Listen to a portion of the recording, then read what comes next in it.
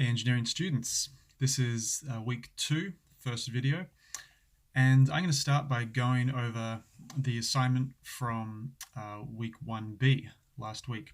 So I asked you to build a simple hypotenuse calculator for a triangle, and I think just in doing that I just saw so many things that I wanted to share with the whole group, and so I've built a really quick, really small, compact little hypotenuse calculator just like the one you did, and I want to point out a whole bunch of things here. So please have your notebook ready and write down some of these things as I show them to you. Some of you are doing some of the things that I'm about to tell you, by the way, and I want to make sure that everyone is aware of all the tips and tricks. And then we're going to go from that into talking about logic and how to make decisions. And so this is actually going to be quite an action-packed, very full video. We'll probably go right up to the full kind of 1 hour sort of time frame. All right, here we go. So nothing here on the screen should be any kind of, confusion to. It should be pretty straightforward.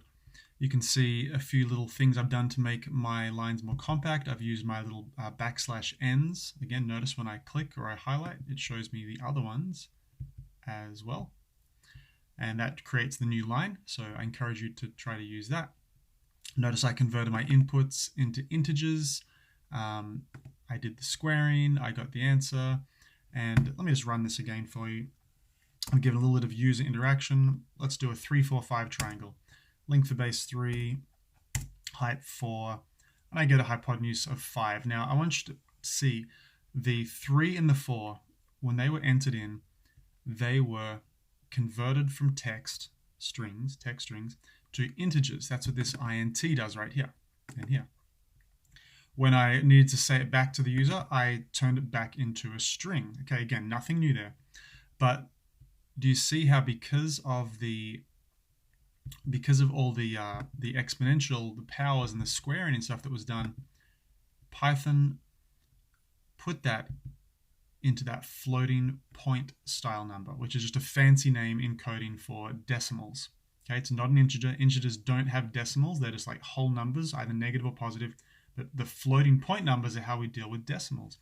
And we got to be able to do decimals, right? So watch what happens if I had run. Let me give you a few different cases here. Like what if I did 12, 13? What kind of answer am I going to get here? I get this very lengthy, long decimal result, and I don't really want to know that the triangle has a hypotenuse of 17.69180601295413.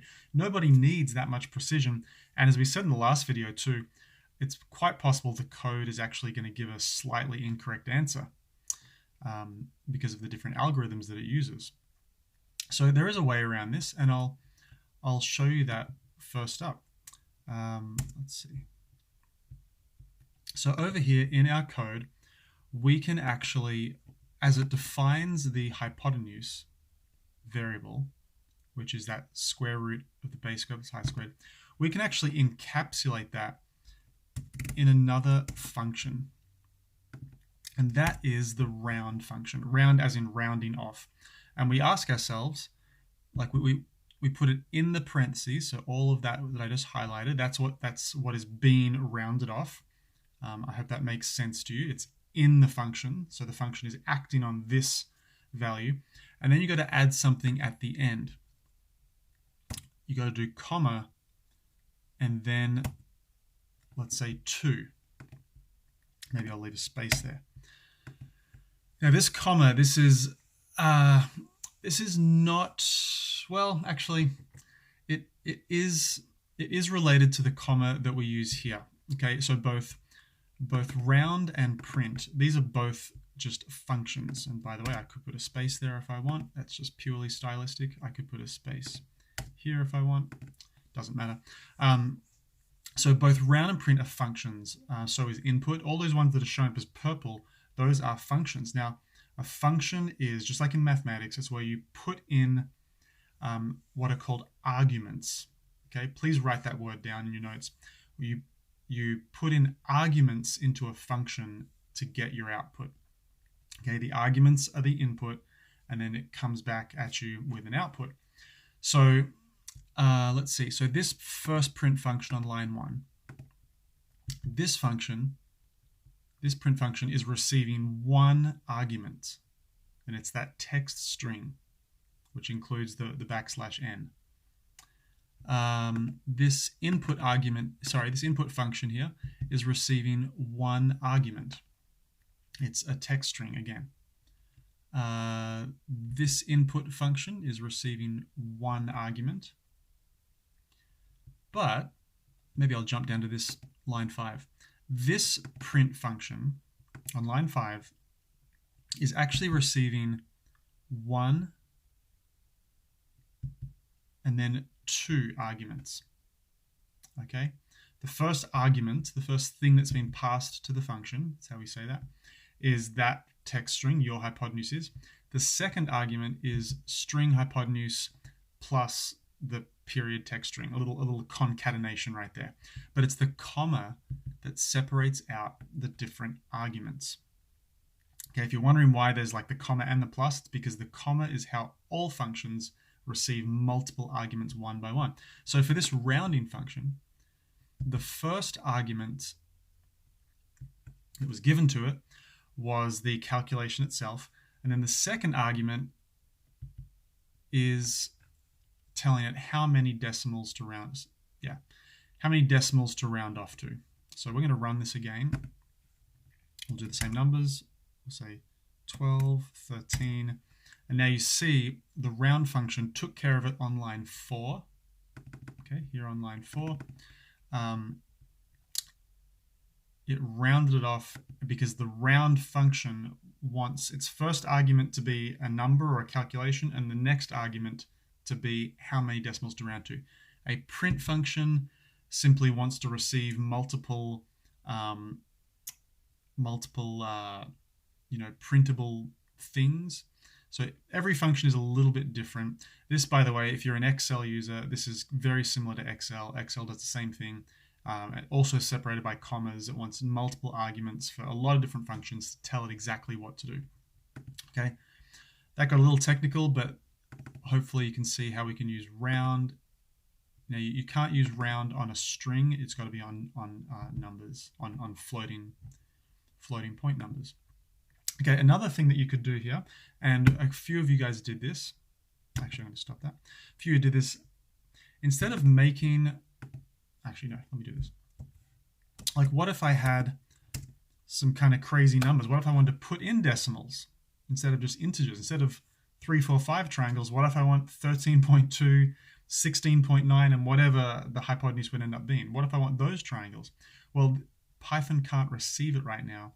And the error that's showing up is this is just invalid.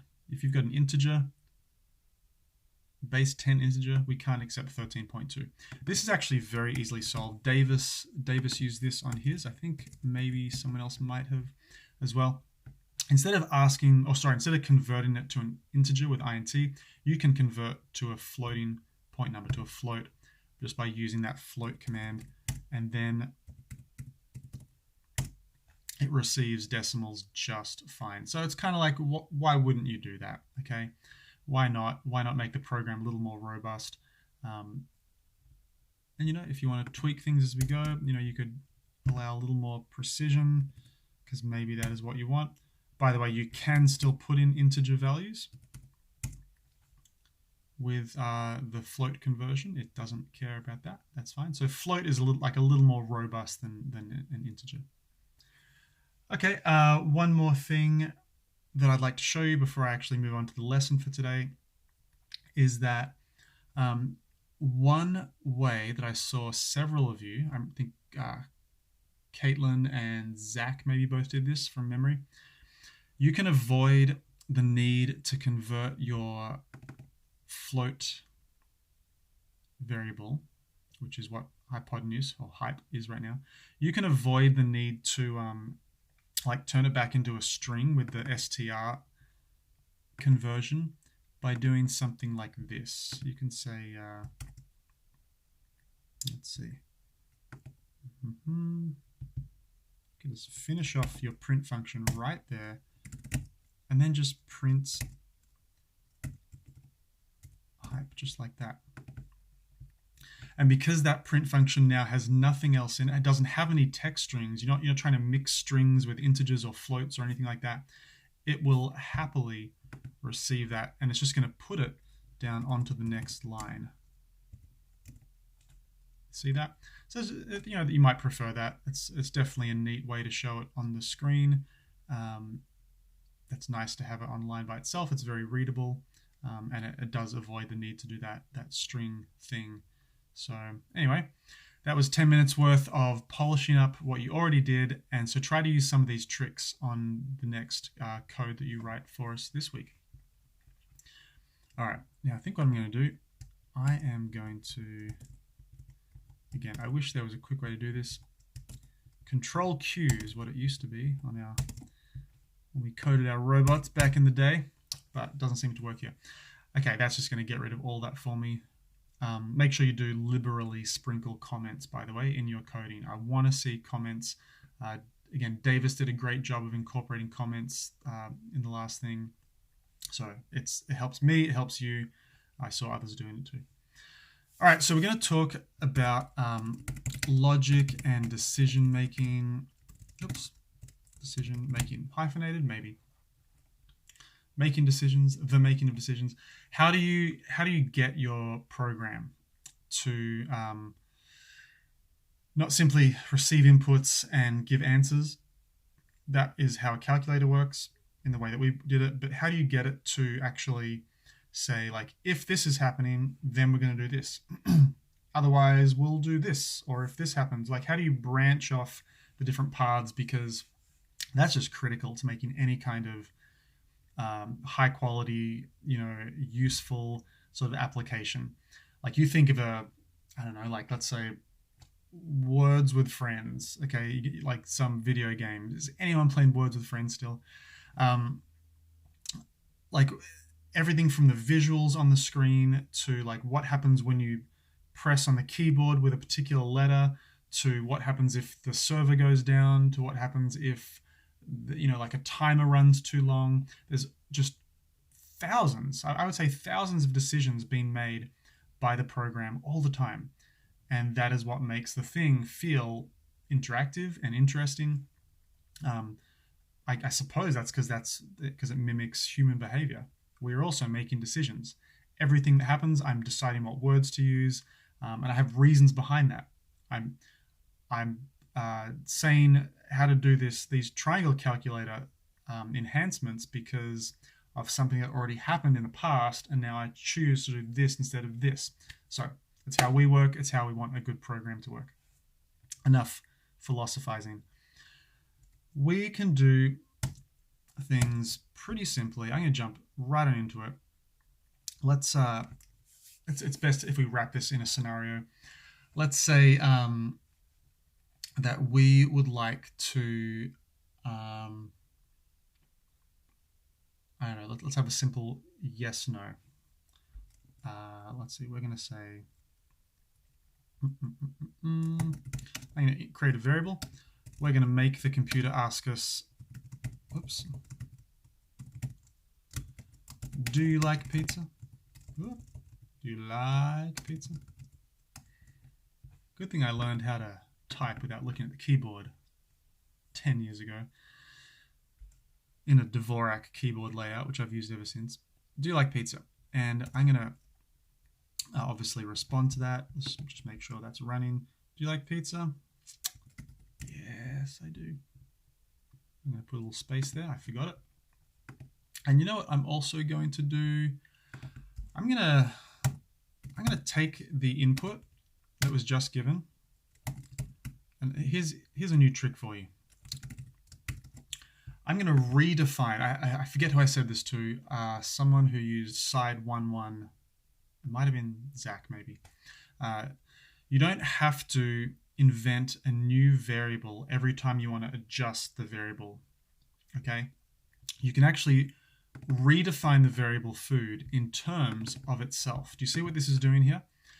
Yeah, just to prove what it's doing, let's make it give back to us what we want. Give a blank line here. Let's run that. Do you like pizza? Yes. I'm just going to print back yes. But if I did do you like pizza? Yes. It's going to convert it to lowercase. Or if I give like capital sort of style, it's going to give me that. Now, why would I want to do that with this quick question, which we're going to develop into something else, obviously? Because firstly, people can mistype things. People might have different ideas, like do I want to, like, do I capitalize the first letter of my word? Do I not? Am I an all caps yelling kind of person? Maybe. So this is a way of taking a lot of different possible inputs of how you would type the word yes and funneling it down just to one thing that we can then interpret. Instead of asking the computer to make a decision whether it's capital Y-E-S or lowercase y-s or Y-E capital S, we can have just one decision based on the cleaned up variable that just says Y-E-S, all lowercase. All right. That's why I'm doing this. But again, the point I'm making here is that you can redefine a variable in terms of itself. I'm also going to help. I'm going to help the user a little bit. Okay, because maybe they don't know. Am I supposed to type the letter Y or N or an M for maybe, or can I say anything? No, we're going to guide the user here. Just say yes or no. All right, let me get rid of this line because that was just to kind of test things out. And so here's what we're going to do with a little decision-making process now. We're going to have the computer do something different based on what your answer is. Did you say yes? Did you say no? If yes, we'll do one thing. If no, we'll do a different thing. Now, if you've done any coding at all ever in your whole life, you've done something like this. I hope this isn't coming at you like a meteor from outer space. I actually saw Davis was using decision-making trees already on his last one, which is awesome. So fantastic. All right, here we go. We're going to simply do this. We say if. Now, if is always going to go blue, and that's, again, a signal that you're doing something right. If food equals yes, colon. Okay, let me talk through what I just did there. If, that's pretty straightforward, okay? It's an English word. It's got two letters. If, this is testing a condition. What this is going to do, this is going to hold two things up side by side with some kind of comparison. I'll get into that in a second. Some kind of comparison, and it's looking for, let's say, comparing two things, and it's going to outputting, is that a word? Outputting either true or false. Okay? And then you must end with the colon. That's a real easy thing to forget. Ending with that colon is critical. Any kind of decision-making, logic flow kind of structures in Python always need a colon. And if you forget it, it'll tell you, and you can pop it in. Now, notice a few things here. This comparison that we're making right now, this if, is comparing between the variable food and the text string yes, or lowercase. If this is an exact match, then the if statement is going to give an output of true. Okay? And when we're comparing two things for equivalence, see if they're equal to each other, you'll notice we're using two equal signs, plural. The one equal sign on, like, say, lines 10 and 11, right here, the one equal sign is used for defining things. Okay, this is saying food is going to be defined as the input of, do you like pizza, yes or no? Now on line 11, we're saying food is going to be defined as whatever is in food, but in lowercase form. However, if we are comparing between two things, we're saying, are these two things equivalent to each other? There's a left and a right hand to that action, and we're checking to see if they are the same thing. You cannot use a single equal sign to do this. because what you'd actually be saying there is define the variable food as being the text string yes, but that's not what the if statement is looking for. The if statement is waiting for a comparison between two things. Now with text strings, there's really only a couple of comparisons you're ever going to do. One of them is this. Let me show you what happens next. Okay, so you go to your next line. Now this can be tricky to remember. After a colon for one of these decisions, you always have to do two spaces. I was actually surprised it didn't do that automatically just then. It could have been this comment might have been getting in the way. Ooh, what's going on there? It's weird. Let's try that again without the comment there. That's what I wanted. Okay. You see, it actually jumped to the next line and it went across by two spaces. That means I don't have to do anything right now. But if it didn't do it automatically, like in old coding windows, like old interfaces, you had to do that yourself and just remember it yourself. But those two spaces are very important. They kind of create like a paragraph, and it can be down multiple lines that connect it back to the if statement. It's the thing that will happen if this comes back as true. So if food equals yes, then I'm going to print, and see how that little vertical bar appeared, by the way. That's also what this particular interface does to, again, help you organize your page and see what's happening. We're going to print something like, awesome, I love pizza too. Ooh, why is that running? All right, let's see if this works. Do you like pizza? Yes. Awesome, I love pizza too. What if I say something else? Nope. Nothing happens because we didn't tell the program anything to do if this condition is not met. So what's happening is it's running through line by line. It's checking line 15. Okay, it's saying, all right, compare these things, food and yes. Are they the same? If the answer is true, it does this. If the answer is false, it actually just skips right on. It's looking now for line 17. There is no line 17. So the program just ended. But we can do, pardon me, we can do some other things here.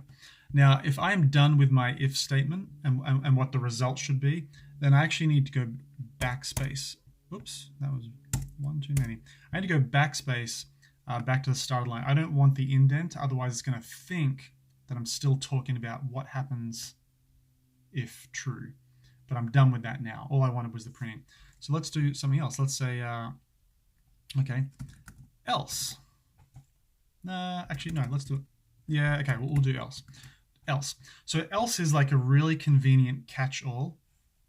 This is just kind of saying if anything else happens, like in other words, if the answer is false, okay, if that condition wasn't met, bang, okay, it does the two space indent again, then we're going to print the other answer.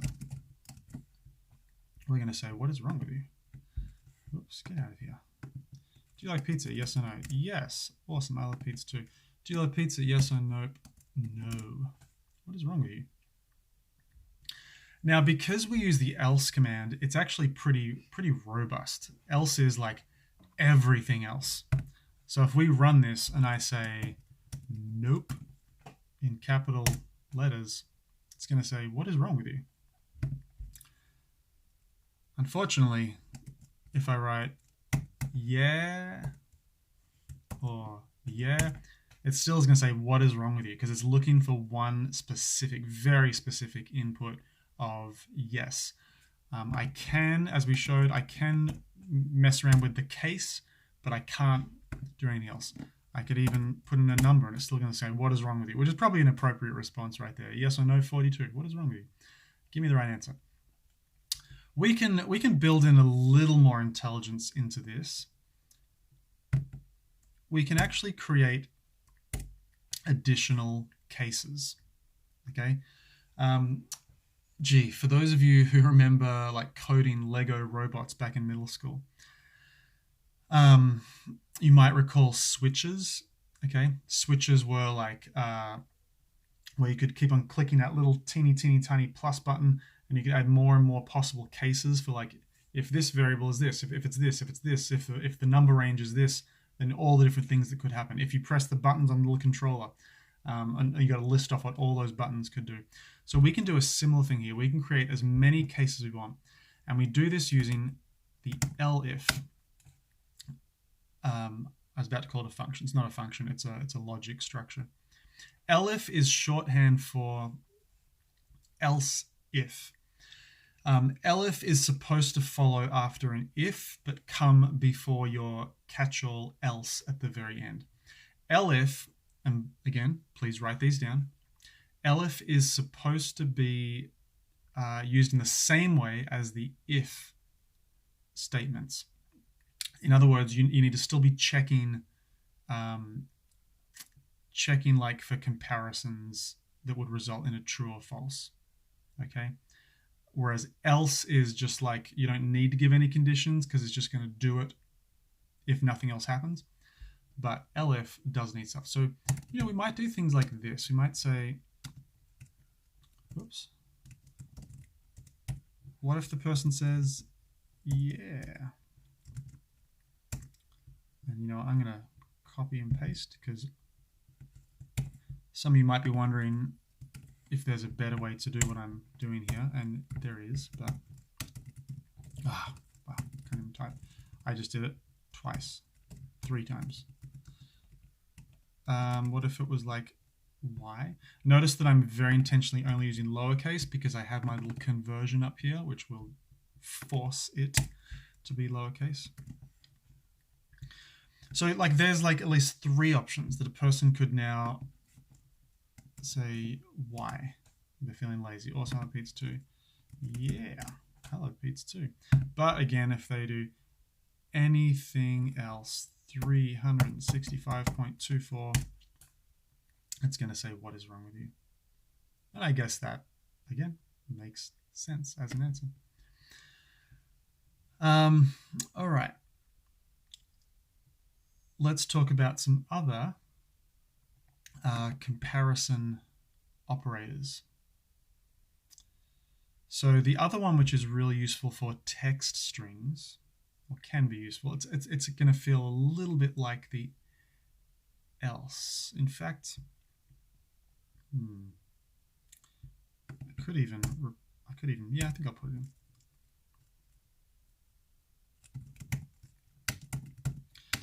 It is this here. It's an exclamation mark followed by an equal sign. Okay, exclamation equals. And what this is trying to pretend to be, have you ever seen that symbol in math where you've got the equal sign and then the equal sign is kind of crossed out with a single line through it? Okay, it's a mathematical way of saying these 2 things are not equal, which happens just as much as things are equal. We tend to use equations. There's the word equal hidden in there, equations, where this is equal to that. That is the heart of algebra, where you are balancing 2 sides. But there are a lot of like proofs and explanations which need an equals with a line through it. So that is what this is supposed to be. The exclamation mark is the line through it, at least this is how I think of it, and the equal sign is the equal sign. So this is saying not the same as. So let's see. If it's not the same as, yeah, this isn't actually going to make a lot of sense, to be honest. I'm just sort of trying to show you. Don't forget that colon. Oops. I need a print function, don't I?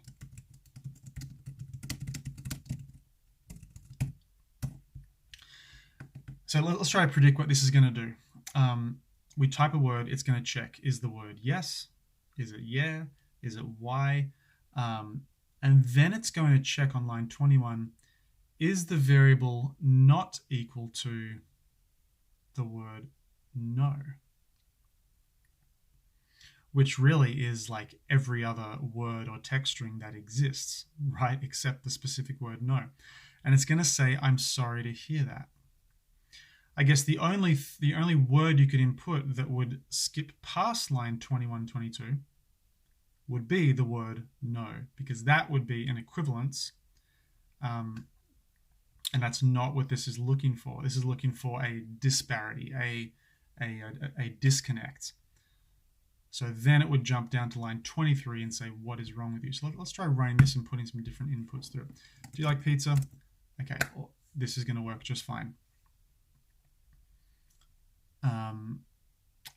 And by the way, I guess I should also point out, notice that once the condition gets satisfied, it's skipping past all the other stuff. It's not then checking line 17, line 19, line 21. It's not running line 23. These are all grouped together in Python into like one switch or one control structure. And once something gets satisfied, it's going to move on to line 25, which doesn't exist yet, okay? And only if like none of the ifs or elifs got triggered will it use the else. Okay, I guess that all that was important to say. Let's try some other ones. If the person says yeah, it's going to be happy. If we say a Y, it's going to be happy. If we say the word no, it's going to say, what is wrong with you? Maybe I should change that now. Let's say, let's make it sort of answer more, because this is now specifically because a person said no. Yeah, me neither. Is that grammatical? No. Yeah, me neither. Great. However, what if a person now writes something like 42? Do you see which line is getting triggered? So line 15 did not trigger because that wasn't correct. Line 17 did not trigger. That wasn't, sorry, I should say true. Let me use the word true. That was not true. Line 19 did not trigger because that was not true. And line 21 did not trigger. I'm sorry, line 21 did trigger because that was true. Okay, this is true. This is actually triggering true. That's why line 22 activated and printed. I'm sorry to hear that. Because it held up two things: the text string 42, the word no, and it asked a question and said, are these two not equal? The answer to that is true. It is true that they are not equal. I know that's possibly confusing, but that's what it's doing. It's saying, is food, the variable, not equal to the word no? Correct, true. So it's going to print, I'm sorry to hear that. So really, this should probably be the line that says something like,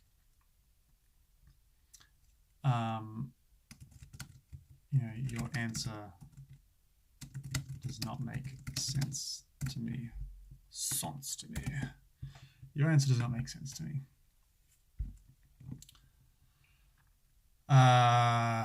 Like if you just type some random word, your answer does not make sense to me, because it doesn't. I'm sorry. I am in the way again.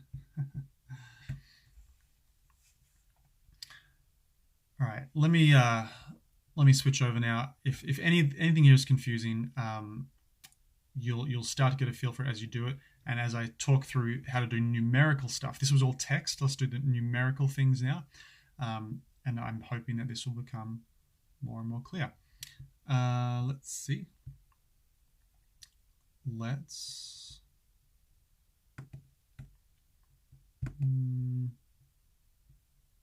right, I think I'll just leave that. It's going to run each time. That's okay. We don't mind, do we? Okay, let's do some number things. Let's say, all right,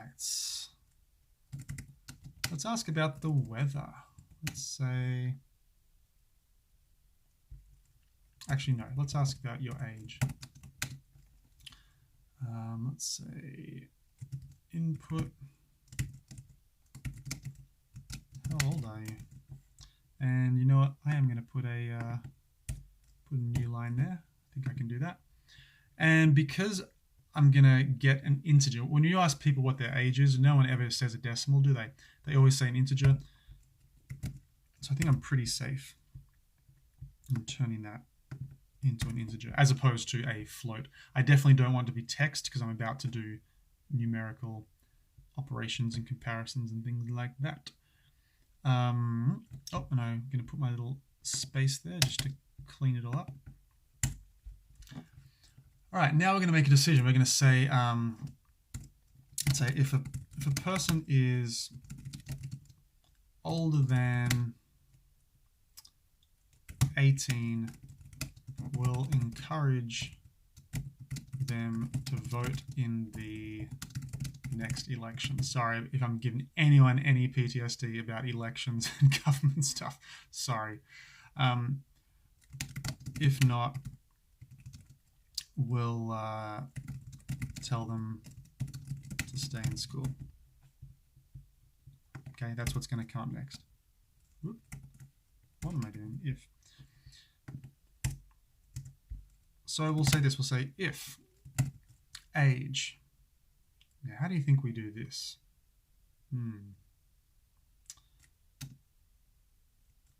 How do we ask if a person is older than 18? Remember, we're looking for a comparison right now between two things. So age is the first thing. It's an integer value. We're going to say, now when I say older than, I guess what I really mean is older than 18 or 18. If you're 18, you can vote as well. So this is how we show that. With a greater than operator, followed immediately by the equal sign. Again, it's a comparison operator that has two characters, okay, which makes them kind of easy to remember. So let's see. Again, notice that double space there, very important. If age is greater than 18, then we'll print at them. Whoops, can't do that. Print vote in the next election, because why not? Backspace to get out of that. Now we got some choices here. We could do elif age is less than, and I'm going to run this and see if this works. I think Python uses a single less than or greater than if you're not doing the equals. I could be wrong. It might need a double, but we'll try this first. If a person is less than 18, then we should print stay in school, man. And I think we'll be done. I don't, well, again, we'll see what happens. I don't think you need the else. I don't think you absolutely need it to cap things off. I could be wrong. Let's see. Do you like pizza? Yes or no? Yes.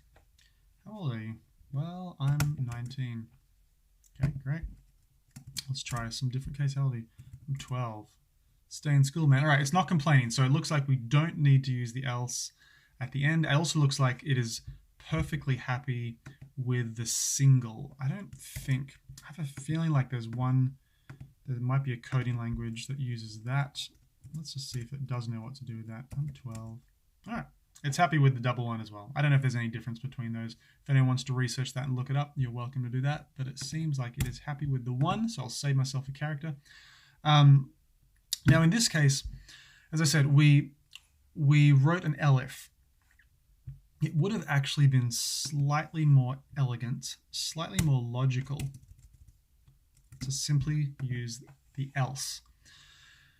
Because logically, you're either older than or equals to 18 or you're not. That's logic. That's how logic works. By the way, normally when I teach coding, I do a whole session on logic, formal traditional logic to begin with. I love it, but I'm not doing it this year. Oh well. So this will work exactly the same way, because how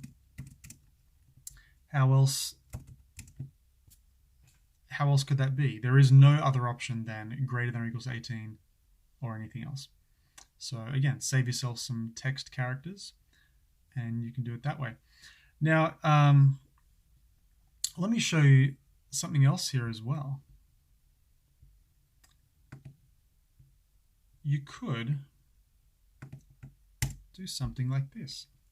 You can actually nest your if statements. This is another way to handle like a branching off of decision making. You could say, well, if age is greater than or equal to 18, you might now say, well, yeah, but what if your age is like greater than or equal to like 65?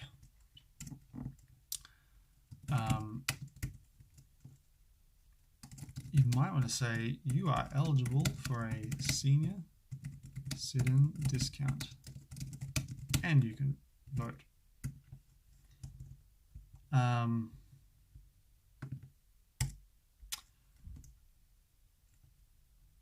Yeah.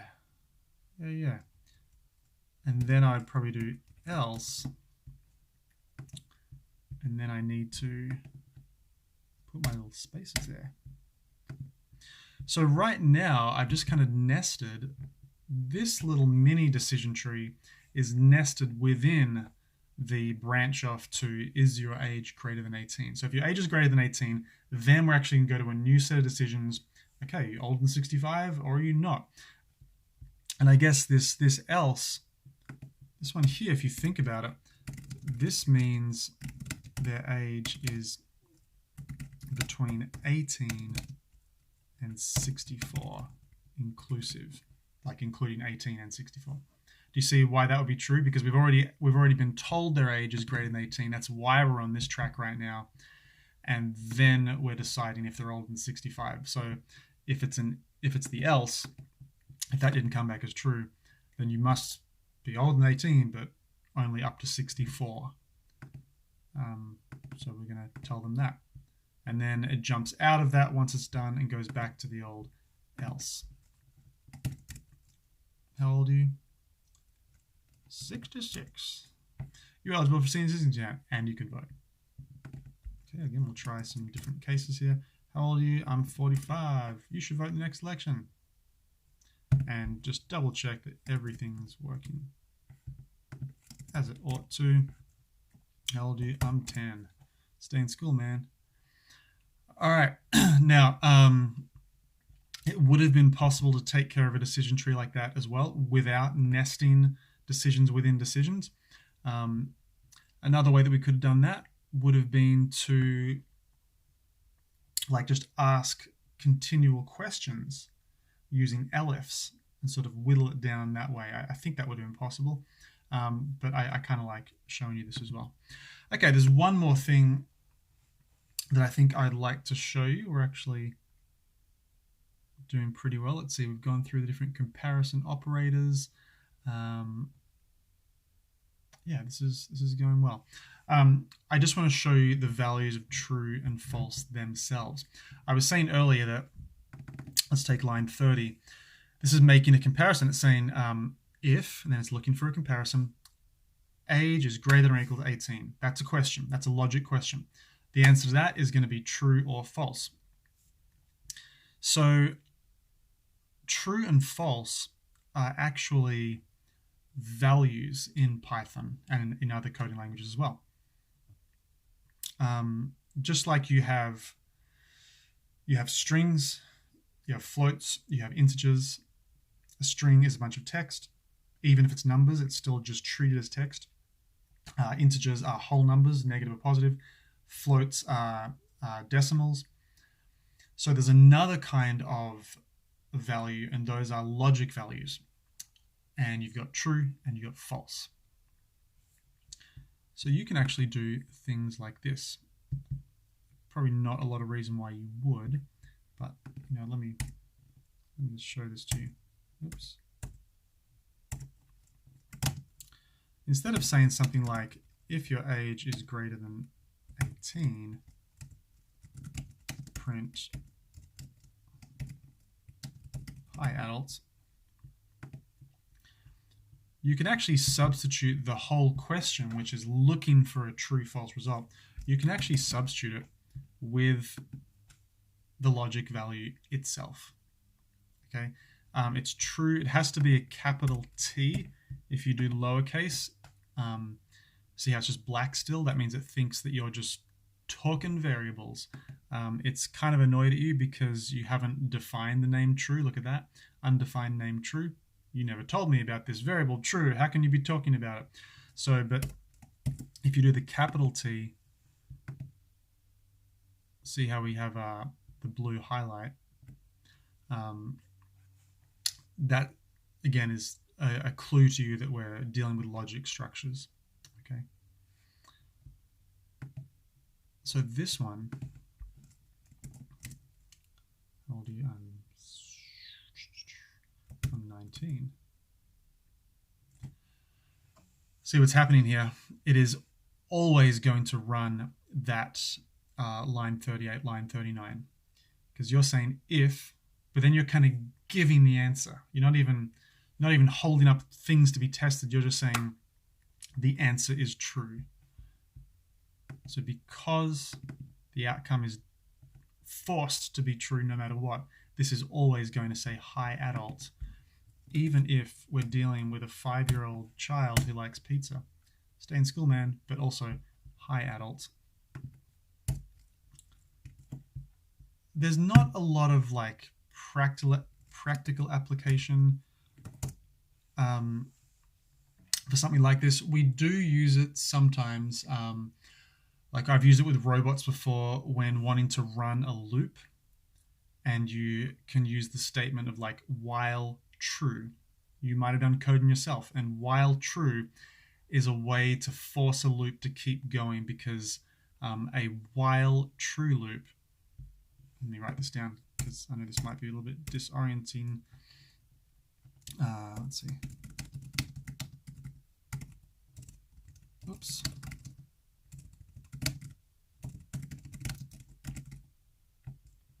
While commands.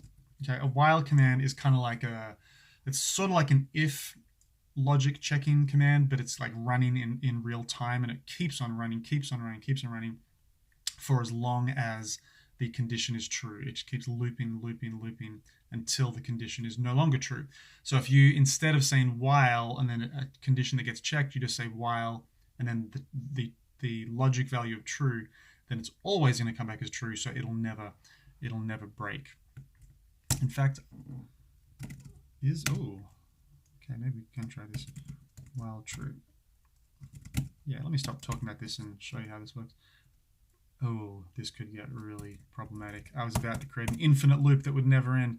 You could just do this. You could just say input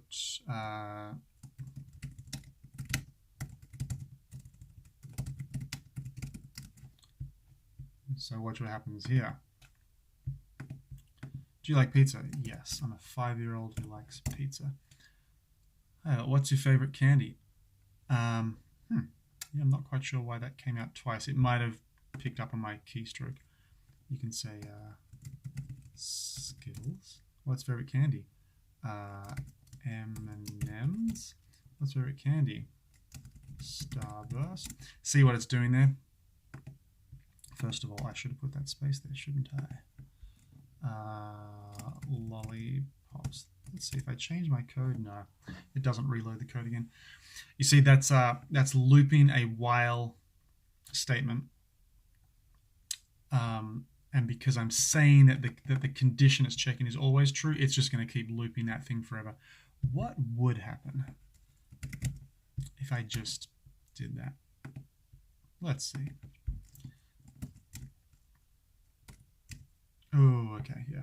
It just keeps going. All right. We could use this for a realistic purpose. We could say, we could do something like this. We could say candy equals input. Okay, you see what I'm doing? I'm creating a variable called candy. I'm going to ask what the favorite candy is. It's going to drop it in there. I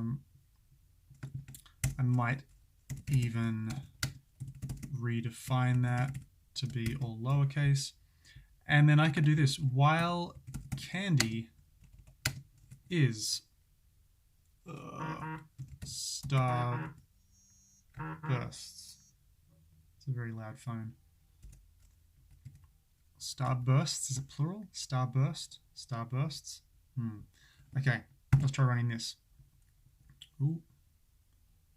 Oh, look, I didn't finish off the thing there. I think I remembered everything else. I got my error and it helped me out. Do you like pizza? Yes, no. I'm 5. Oh, what are we getting?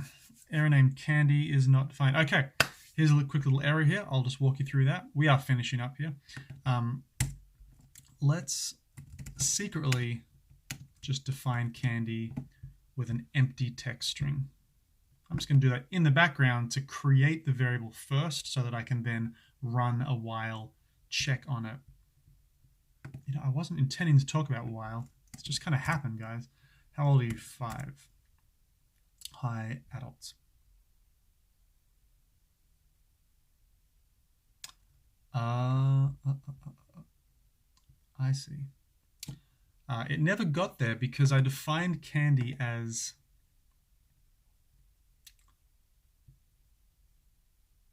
I know what I need to do.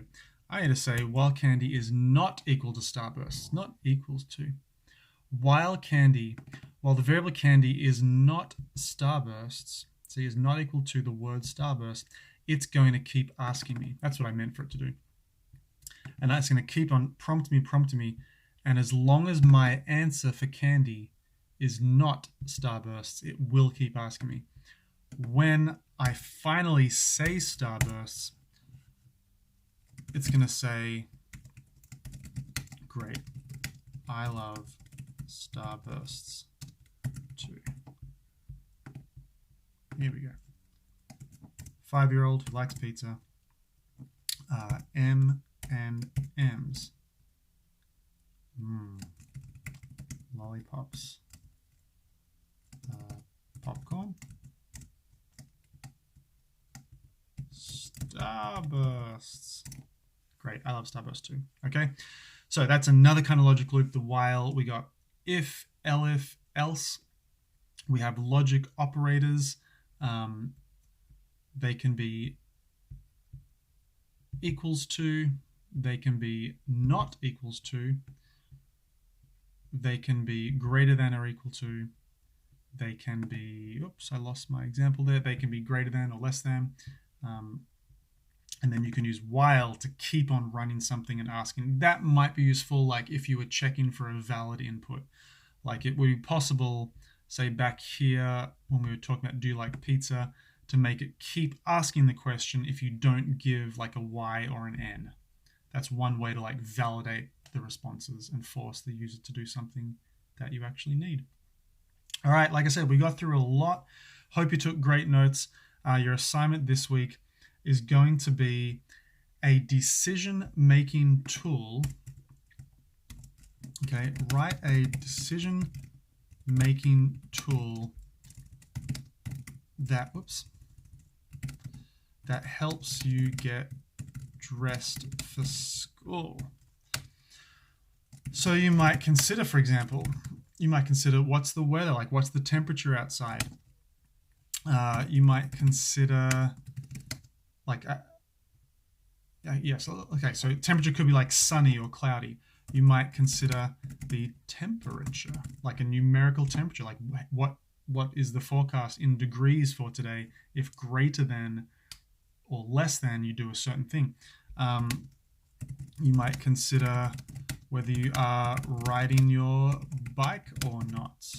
You might consider if it is a free dress Friday. Okay, like these are all just examples. You can do what you want.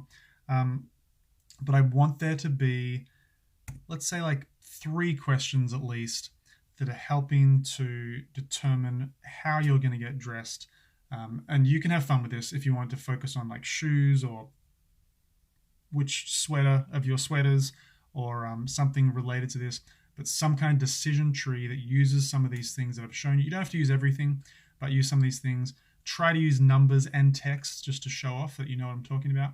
And please don't forget, we're all kind of on the same page now. Attach your Replit link to the assignment as an attachment, not in the comments. Don't email it to me. That's the easiest way. I didn't know that. Now I know that. Okay, attach it to the assignment. Thank you guys. We're at 55 minutes. You've been a wonderful audience. I'll be here all week. See you later.